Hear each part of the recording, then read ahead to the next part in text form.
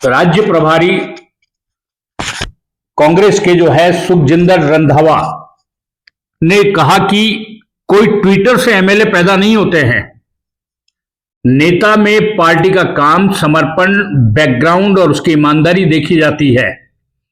रंधावा और कांग्रेस प्रदेशाध्यक्ष गोविंद सिंह डोटासरा बीकानेर में गए, वहां उन्होंने मीडिया से बातचीत करते हुए ये बात कही। उन्होंने कहा कि नरेश मीणा लीडर को जुबान पर कंट्रोल रखना चाहिए। नरेश मीणा को टिकट न मिलने की बात पर बोले, वे कभी मुझसे मिले नहीं हैं, वे बड़े नेता हैं, मैं छोटा आदमी हूं। मेरा ख्याल कि जब से मैं 3 साल से यहाँ हूँ, 3.5 साल हो गए मेरे को, तो मेरे पास तो कभी ना मैंने उनको मिला हूँ और ना ही उन्होंने कभी मिलने की कोशिश की। उनको उम्मीद थी ट्वीट से टिकट मिल जाएगी। नहीं, देखिए ट्विटर पर तो बहुत खुश हो जाता है। तो ट्विटर पर जो एमएलए पैदा नहीं होते, वो पार्टी में काम करने से उनकी सिंसेरिटी, पार्टी के लिए लॉयल्टी, समर्पण और उसका जो बैकग्राउंड है उसको देखा जाता है। कांग्रेस हमेशा ही वर्कर को ऑनर करती है, वो कभी अमीर या गरीब से वो नहीं देखती।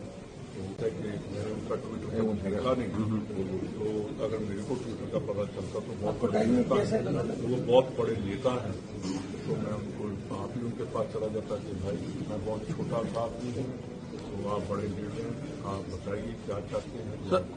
कल मेरी इसमें मैं समझता हूँ कि मैंने अंता विधानसभा सीट पर होने वाले उपचुनाव को लेकर कांग्रेस ने प्रमोद जैन भाया को प्रत्याशी बनाया है। नरेश मीणा वहां से निर्दलीय चुनाव लड़ेंगे। इससे पहले उन्होंने अपने पिता की सोनिया गांधी के साथ एक फोटो पोस्ट करते हुए लिखा कि उनके पिता कांग्रेस के ब्लॉक अध्यक्ष रहे हैं। इस पोस्ट को लेकर जब रंधावा से सवाल किया गया तो वो बोले, मैं 3.5 साल से राजस्थान का प्रभारी हूं, न मैं कभी उनसे मिला न वे मुझसे कभी मिले। ट्विटर से बहुत कुछ हो जाता है, बट वहां से एमएलए पैदा नहीं होते हैं। कांग्रेस हमेशा कार्यकर्ताओं का सम्मान करती है, पार्टी कभी अमीर गरीब नहीं देखती है। रंधावा ने कहा कि मुझे दुख है इस बात का कि मैंने नरेश मीणा का ट्विटर नहीं देखा।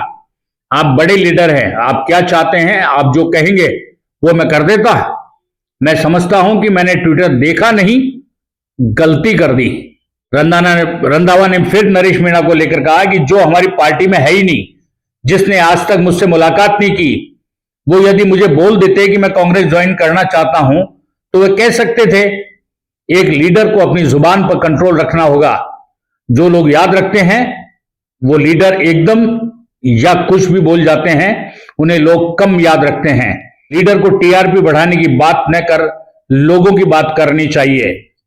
वे यदि बोलते कि मैं कांग्रेस ज्वाइन करना चाहता हूं तो सभी मिलकर इस पर बात करते। कि टिकट पर कहा कि मुझे पंजाब से लाकर तो यहां लड़ाना नहीं था, इसे लेकर मैंने सभी से बात की और सभी ने एक ही नाम बताया।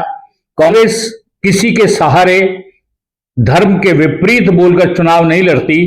कांग्रेस अपने उसूलों पर काम करती है और उसी पर चुनाव लड़ती है। उन्होंने कहा कांग्रेस का जो डीएनए है उसी आधार पर ऊपर से नीचे तक टटोल रहे हैं। राजस्थान में संगठन पहले से मजबूत है, आगे भी है और मजबूत होकर निकलेगा। राजस्थान में कांग्रेस का भविष्य बहुत अच्छा है।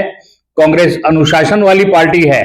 ऐसे में कांग्रेस ज्वाइन करने से पहले कोई टिकट चाहे वो कभी नहीं हो सकता है।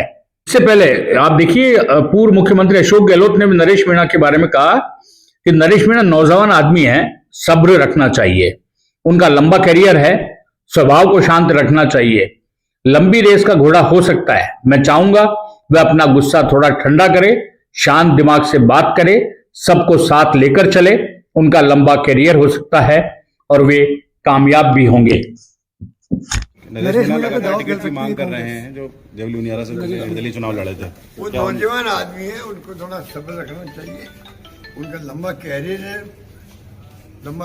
है। मुझसे भी एक बार मिले थे। मैं चाहूँगा कि वो भी थोड़ा शांत स्वभाव रखे अपना।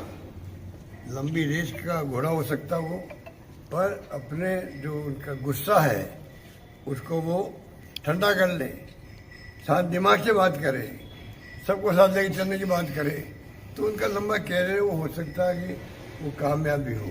कांग्रेस में संभावना है जल्दबाजी उनकी? करेंगे तो वो आप जानते हो, जल्दबाजी करना वो ठोकर खा जाता है। हम चाहेंगे वो ठोकर नहीं खाए। देखते हैं कि अंता से चुनाव लड़कर नरेश मीणा क्या प्रमोद जैन भैया का गणित बिगाड़ेंगे या इस दौड़ के अंदर वो बने रहेंगे। हालांकि विधानसभा की सीटें बदल बदल कर वे चुनाव लड़ रहे हैं, इसका कितना असर मिलेगा वो आने वाले दिनों में देखने को मिलेगा। लेकिन अंता का जो चुनाव है वो अब कांग्रेस के लिए भी प्रतिष्ठा का विषय है, तो भारतीय जनता पार्टी के लिए भी प्रतिष्ठा का विषय बन चुका है। आप बने रहिए हमारे साथ, हम आपको यूं ही अपडेट देते रहेंगे राजस्थान की राजनीति का।